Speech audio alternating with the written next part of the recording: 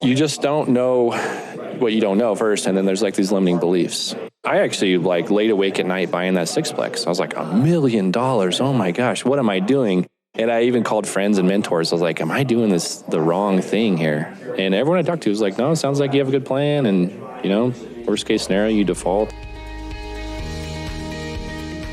This is your daily real estate syndication show. I'm your host, Whitney Sewell. Today, our guest is Eric Nelson. I've enjoyed getting to know Eric over the last few years. He's been on the show a couple times very recently. However, we were at GoBundance together. And so it was a great time just to have an interview in person and hear just more about him, his story, but a couple specific things that he has done recently. But also, there's a couple deals that he has done that they just didn't happen by accident, right? Deals do not happen by accident. It's because you are active. You're out there doing something, right? And Eric, he was walking his child and has found 2 deals because he started asking questions, right? And you're going to get to hear about those today. It's very interesting. But he's a founding principal of Wild Oak Capital. He's been investing in real estate for over 10 years. Eric and the Wild Oak team provide investment opportunities through multifamily syndication. As a co-owner of a civil engineering firm, Eric's range of skills suites the field of syndication and real estate on both the technical level and client relations side. Eric is also the host of the Real Estate Mindset podcast, where he discusses with industry leaders what it takes to be a successful investor based on continuous personal and professional growth. We're going to get into mindset a little bit, but getting started. And also the family life balance, which you hear me talk about maybe a little more, lately. I'm not sure, but you hear me talk about it because it's so important. And it's something that was so out of balance for me to get our business going. But it's something that's so important to me now. And I'm trying to do that so much better. But you're going to hear Eric talk about that, just the time with kids and just time with your spouse but while running a successful business. But you're also going to hear about those 2 deals that he bought, just by asking questions. It's so interesting how it happened, these 2 deals anyway, and some creative financing things that he goes through. Eric's a great guy. You're going to learn a lot from him. He is a up and coming syndicator. Just doing some big stuff. So I like Eric a lot. You're going to enjoy the show. This is your daily real estate syndication show. I'm your host, Whitney Sewell. Today, our guest is Eric Nelson. I've enjoyed getting to know Eric over the last few years. He's been on the show a couple times very recently. However, we were at GoBundance together. And so it was a great time just to have an interview in person and hear just more about him, his story, but a couple specific things that he has done recently. But also, there's a couple deals that he has done that they just didn't happen by accident, right? Deals do not happen by accident. It's because you are active. You're out there doing something, right? And Eric, he was walking his child and has found 2 deals because he started asking questions, right? And you're going to get to hear about those today. It's very interesting. But he's a founding principal of Wild Oak Capital. He's been investing in real estate for over 10 years. Eric and the Wild Oak team provide investment opportunities through multifamily syndication. As a co-owner of a civil engineering firm, Eric's range of skills suites the field of syndication and real estate on both the technical level and client relations side. Eric is also the host of the Real Estate Mindset podcast, where he discusses with industry leaders what it takes to be a successful investor based on continuous personal and professional growth. We're going to get into mindset a little bit, but getting started. And also the family life balance, which you hear me talk about maybe a little more lately. I'm not sure, but you hear me talk about it because it's so important. And it's something that was so out of balance for me to get our business going, but it's something that's so important to me now. And I'm trying to do that so much better. But you're going to hear Eric talk about that, just the time with kids and just time with your spouse. But while running a successful business, you're also going to hear about those 2 deals that he bought, just by asking questions. It's so interesting how it happened, these 2 deals anyway. And some creative financing things that he goes through. But Eric's a great guy. You're going to learn a lot from him. He is a up-and-coming syndicator. I mean, just doing some big stuff. So I like Eric a lot. You're going to enjoy the show. All right, I'm back at Go Abundance again with some amazing entrepreneurs, and I love the in-person interviews. My guest today, just an amazing man. I've got to know him a little better over time. We've met at a couple different conferences. We've talked numerous times, and actually he's been on the show, so I'm thankful to have him back. Eric Nelson, welcome back. Whitney, thanks so much. The pleasure is mine. I'm honored to be back on, and it's kind of cool to do it in person. Yes. I mean, you can do it over Zoom, it's just not quite the same. So happy to be here. Yeah, it is not the same. I just love the energy, even with all the entrepreneurs here. I mean, pushing us at levels that we've never imagined, helping hold us accountable in ways that we need, but then also just to get to see people like you again, right? And talk about how we're doing. And I mean, it's just motivating, I think. But I love the energy on the podcast being in person. So let's start though. I know you were on the show not too long ago, but I thought, any updates about your business, Wild Oak Capital, anything that we should know, anything you're working on that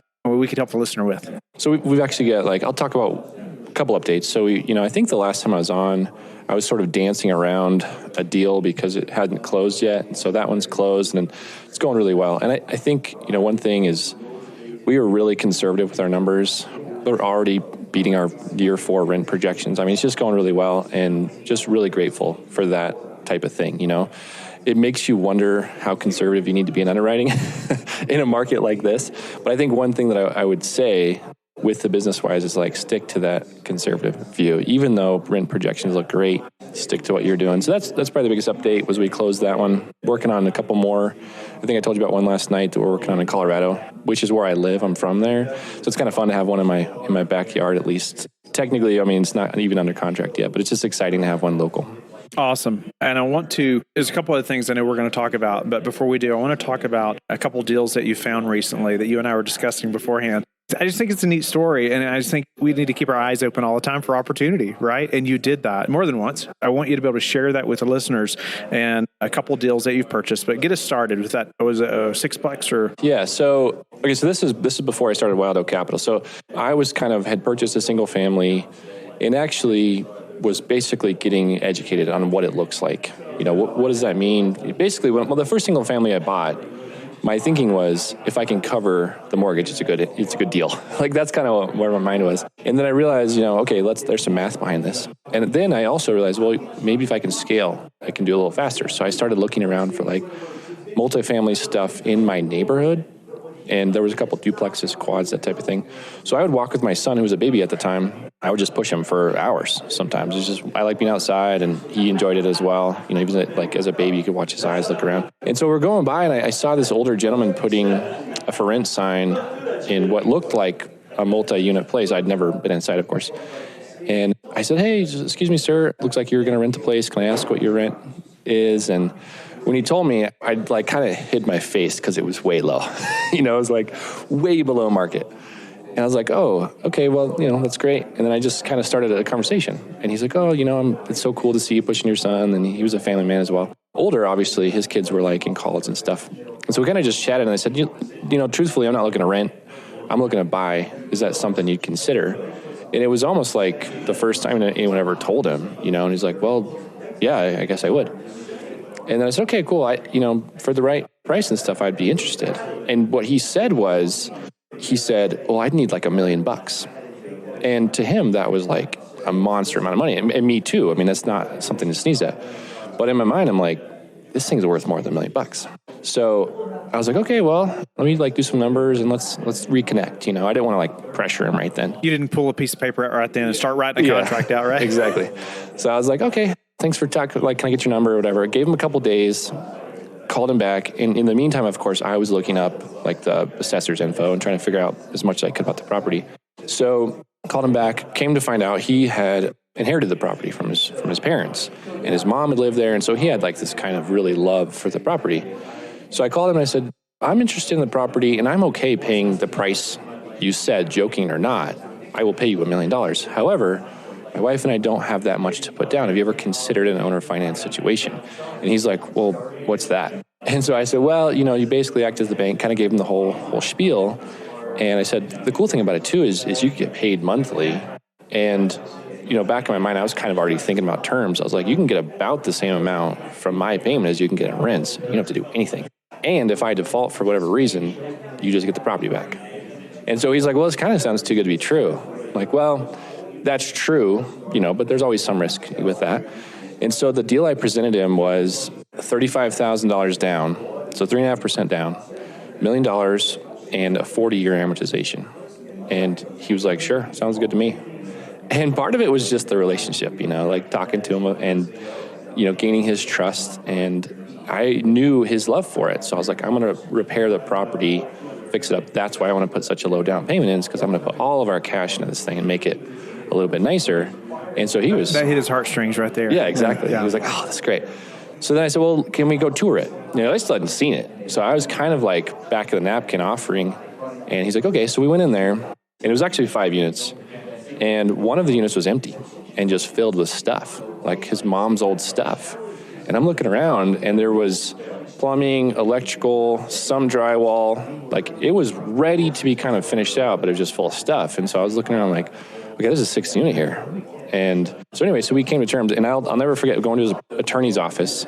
We're sitting there because he's like, I'd like to have my attorney write it up. I said, that's a great idea. So we went there, and his attorney's like, this is scary for you. Talking to him, he's like, this is pretty risky. And it was fun too, because I even, I'm not an attorney, but I was like, I disagree.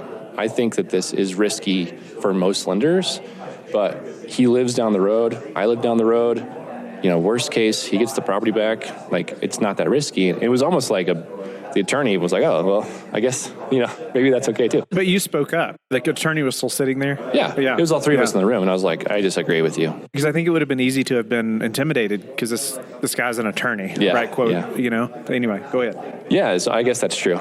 Just like just standing up and saying, no, I don't agree. Anyway, so we ended up closing on those terms. And the first thing, of course, I did was get the 6th unit up and running. Everything was way below rents. My personality is I'm never going to kick someone out. So I always want, like, once the lease turns, that's the time to raise rents. And so there was a period of time where we weren't making very much money at all, just basically kind of squeezing by, knowing that when it turns, 1, we can fix it up, and 2, we can get rents way up. And so over the period of time, over about a year, that happened, and we got all new tenants in there, and it's off and running. And that was kind of a cool thing. And to your point, I would have never gotten that deal if I didn't ask the question. So I was just walking and asked the guy. And then, that same thing happened again. Basically a year later, walking down the road, saw an older woman with the house that looked pretty cool in our neighborhood. And if I remember right, our second one was on the way. So we had, he was like, first was a year and a half or 2 or something. And then the second was on the way. And so I just said, hey, well, would you be interested to sell? And almost the exact same story. And she wanted to finance it. She was like, I'm going to pass it on, because the note that she had was an owner finance note as well. So it's this really cool, like, trickle down thing. And we still live in that house to this day. We did refinance. We told her in advance and stuff. It was all fine. But anyway, so I guess the point of the whole story is be on the lookout. And then, of course, backing fully up, I've asked that question 50 times in my neighborhood. And 48 of them were like, no, thanks. Or, the price didn't work, or whatever. But the times that it does work, because just don't be afraid to hear no. You're not going to offend anybody. Say, I really love the house, and would you be interested to sell? And that's not like someone's going to be offended. They're just going to say no, worst case.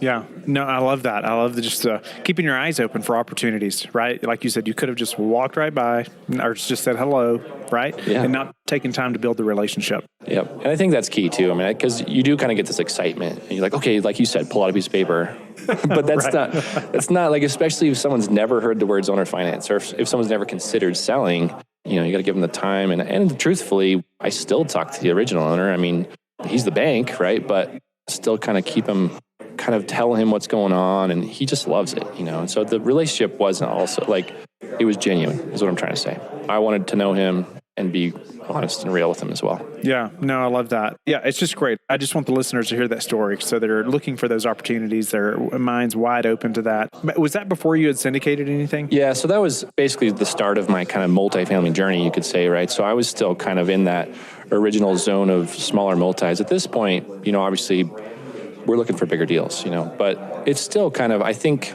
it goes to show that type of thing could still be available. And if you're listening to this and you're looking for small multis or singles, that's a pretty good tactic, is just walk and talk to people.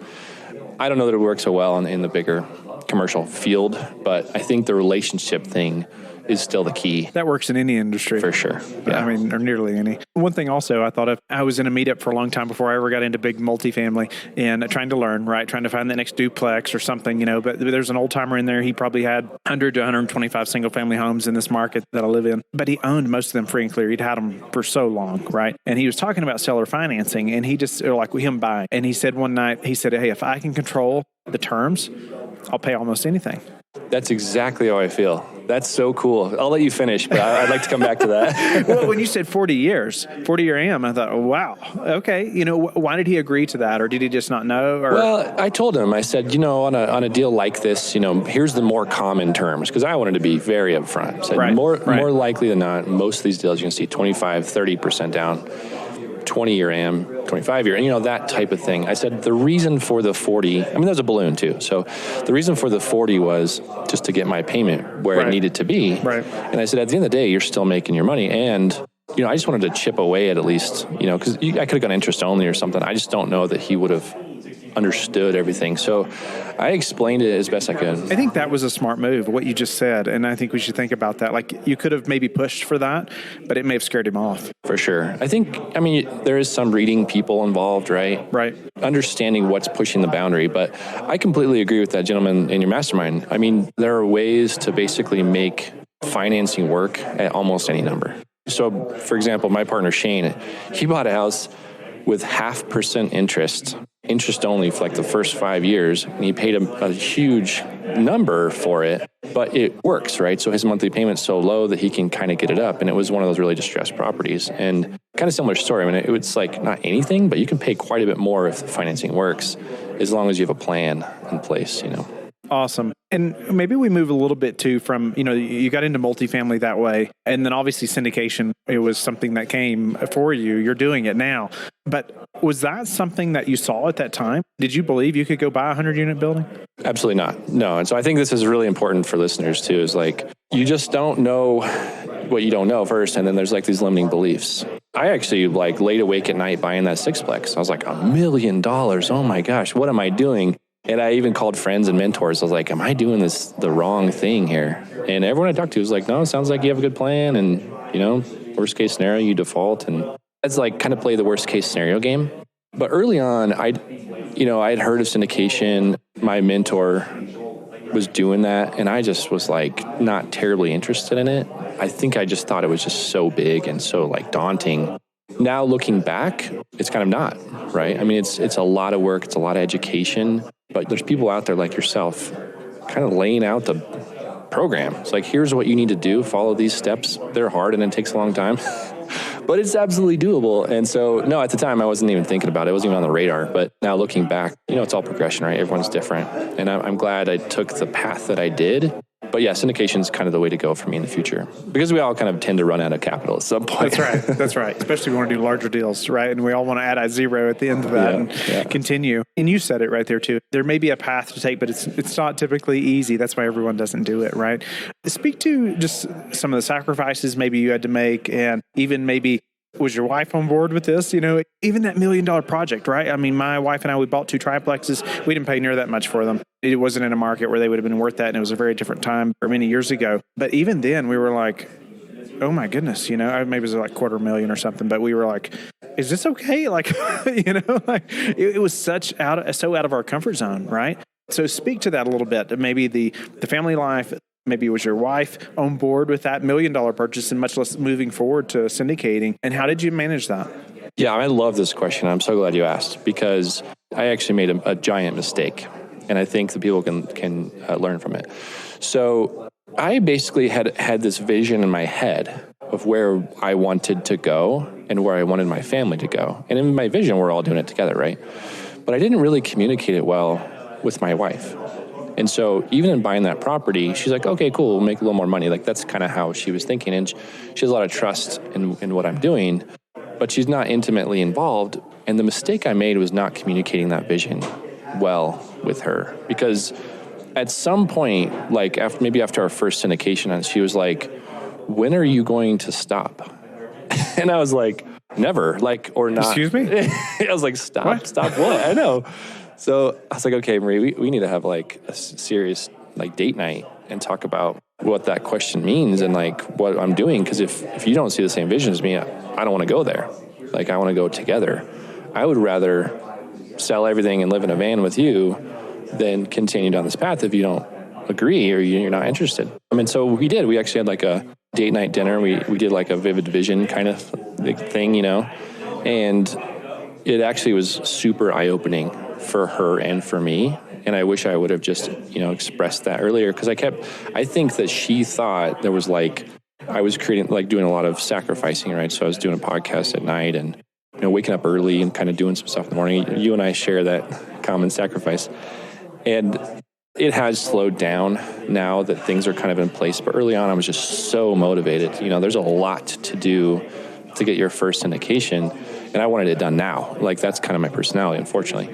And, I wish I would have explained that to her. And then moreover, I want to grow. I want to continue to grow. I think we've done it wiser and smarter and slower recently, kind of putting things into place to grow. But I would say for the listeners, like, express your vision and include your family as early as you possibly can. Because if they're not included, then it's completely a waste of your time. Again, I'd rather not do any of it if my wife is on board. So that's for sure. And then I think to the second part of your question is like the sacrifices for family. And I think we plan to talk a little about maybe working with my wife, but just learning what it looks like to balance work life and the sacrifices. So to speak to that, again, I think there were some times that I sacrificed, but I had in my head, my kids are super young right now, and I want to do this, for a year or two, and then as they grow, I want to be super available. And that was part of the vision too. It was like have a little bit more financial freedom to be around. I appreciate your transparency,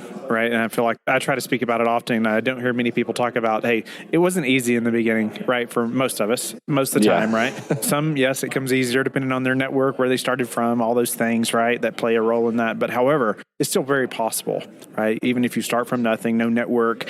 But man, I just think it's such a common thing too, that entrepreneurs lose focus of what's most important, right? And I mean, just like you, man, how fast can we get there? Whatever it took, 80 hours, 100 hours a week. Okay. My mindset was just okay, whatever it takes. I'm not going to keep talking about it. I just want to go get it done, right? But that doesn't work for the whole family, right? That is a sacrifice, but missing that time with kids or with your wife. But I appreciate you highlighting as well, sharing the vision. And I think sharing the vision with my wife and my kids was very important.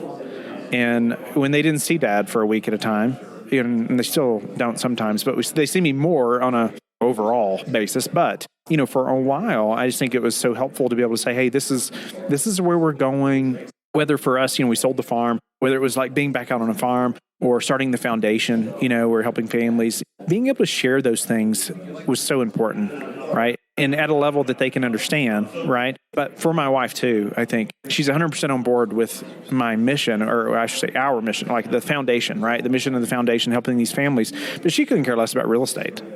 She's thankful for the business, right? And she's supported me 110%. I couldn't have done it without her. But I don't think it would have happened if we hadn't talked through the vision and thought about that. Yeah, 100%. And I mean, first of all, I've said this every time we've talked, thank you for all that you do. I mean, this is why I love your show so much, is there's some reason behind it, right? And there's reason behind the money. So thanks for everything you're doing. But yeah, I completely agree. I mean, I think without my wife, it would have never happened. And, we still have a long way to go. But I appreciate you're being honest as well. It's the sacrifice you make and the reason behind it. I guess what I'm trying to say is the vision has to be there and the sacrifice has to be understood for that to happen. You mentioned, you want to keep growing, right? And we all do, right? And so what does that look like for Wild Oak Capital? Yeah, I mean, awesome question. So we had a retreat of our group, and we went to Mexico City. It's kind of a long story, but I promised my partner, John, that I would go to Mexico after we closed our first deal. So I was I gotta follow up with that. And then at the same time, we have two other partners who joined us. And so I said, guys, I think, we're going to go to Mexico City. I'm hopeful that all of you can join us. And so everyone's like, yeah, let's go. So we went to Mexico City, and we basically laid out the next 3 years of how much growth we want to do and how we're going to get there. A little bit market dependent, of course, but it's nice to set some goals, right? So over the next 3 years, we'd like to acquire 2,000 more units and I think, we have a realistic view of it. It might be like 400, 800, just sort of, it's going to be a little bit exponential in growth. And maybe this next year is only 300, you know what I'm saying? But I think that's the ultimate goal is 3 years from now, we'd like to have 2,000 units. And we kind of worked backwards. And I think this is actually good to talk about too, is like setting goals, start with the end in mind. So we all said, okay, what do we want to do? How much do we want to make? How much impact do we want to make? And then let's work backwards. And so that's kind of where we came to that 2,000 unit number.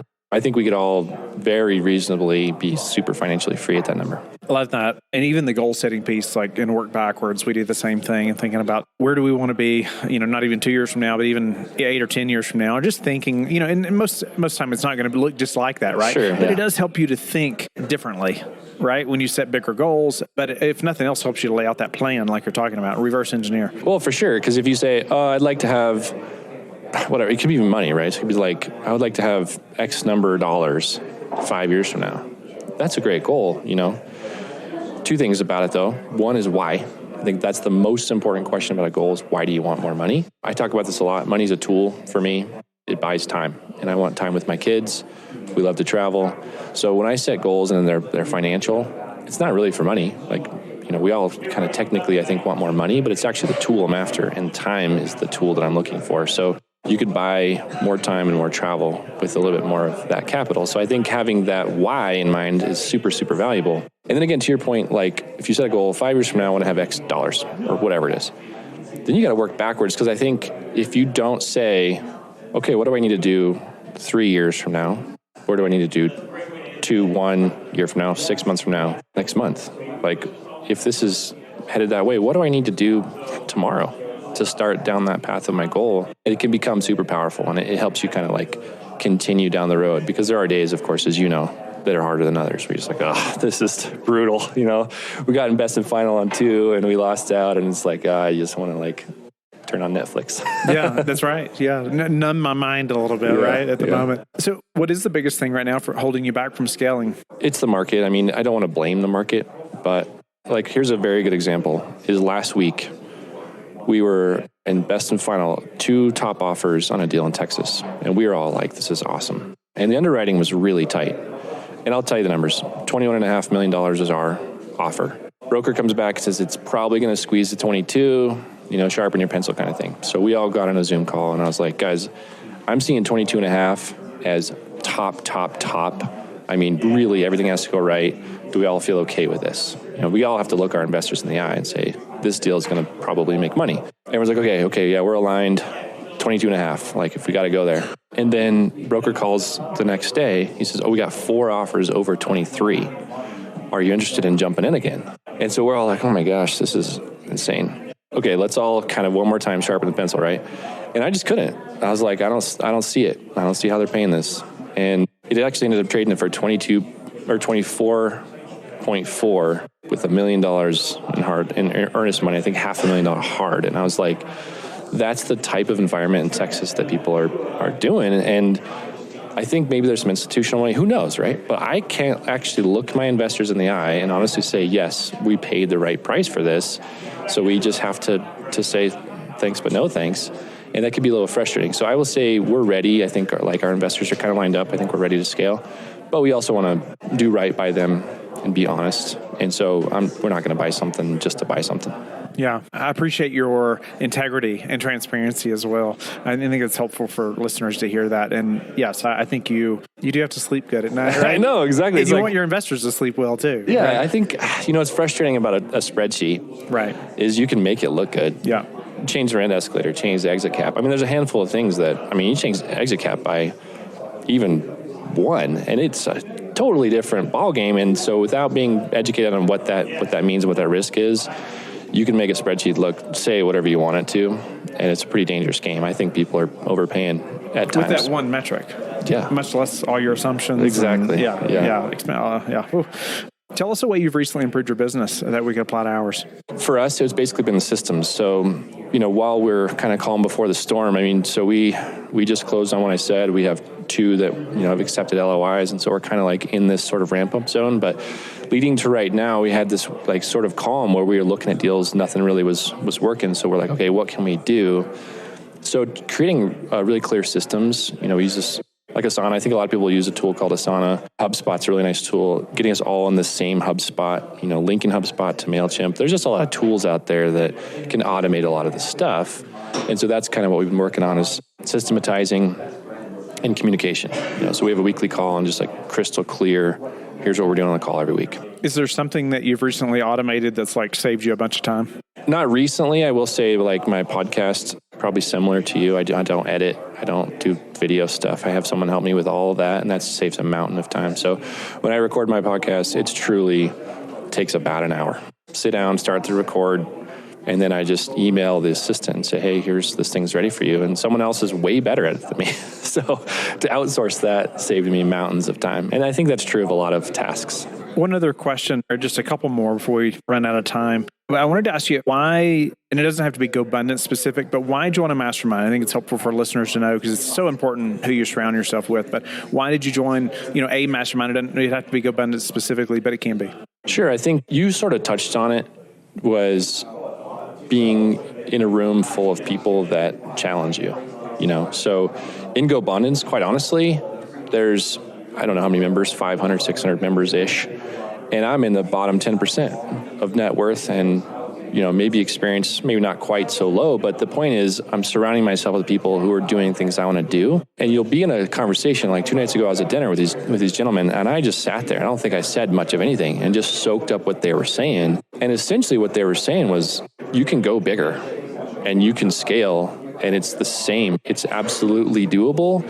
And there's times in my normal life that you don't get that same thing, that challenge. So at home, for example, if I told someone I want to increase my net worth X number, it doesn't even matter. People will be like, why do you care about that? And that's okay. Like, not everyone needs to be that way. And so to get that kind of push and guidance and just like soak up other people's wisdom, I think that's a huge piece of a mastermind. Yeah, I appreciate you highlighting that. Not all of us grew up with a network of people that were high achievers, I would say. And I hate to even say it like that, really, because you can have a W-2 and be a high achiever, right? But people who are, say, business owners, pushing themselves, doing things like thinking differently than most of people, right? Most people. Yeah. And helping push you. And so it's helpful are we still friends with those people? Well, of course. I mean, I just have amazing friends, but it's very different, right? They're not pushing me in ways that people at GoBundance push me. Yeah, right? Exactly. I mean, like, friends at church or whatever it is, That's right. and just like, you have a common thread with them there. But, if you said,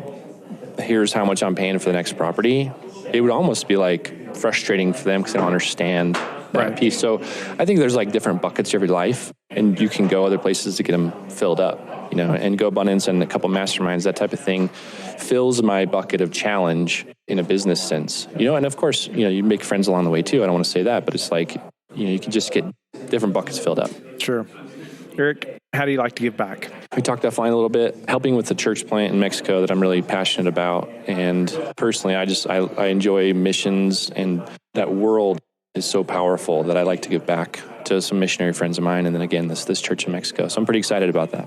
Awesome. Eric, appreciate you sharing that. Grateful to have you back, and always a pleasure to be in person and have an interview with you. But I just think your story is very inspirational. I think even the focus on the family and the spouse, the vision, is so important. It's not done well most of the time, right? Yeah, I did it bad too. Is that? But you got on board though. I mean, you got your wife on board. You all had that discussion, right? That's often not had, I think, enough. Setting those expectations and trying to understand, right? Communicating, right? It's all about that communication. But I appreciate your transparency around that, because I think we're all going to benefit from that, and think maybe a little differently of how we're pursuing this business. Is our spouse on board, right? And it's so important. It's so important. So grateful for that. Even opening our eyes to some of the creative financing stuff, or ask questions of people, right? Get to know them, build that relationship, and how that paid you to do that. How can people get a hold of you and learn more about you?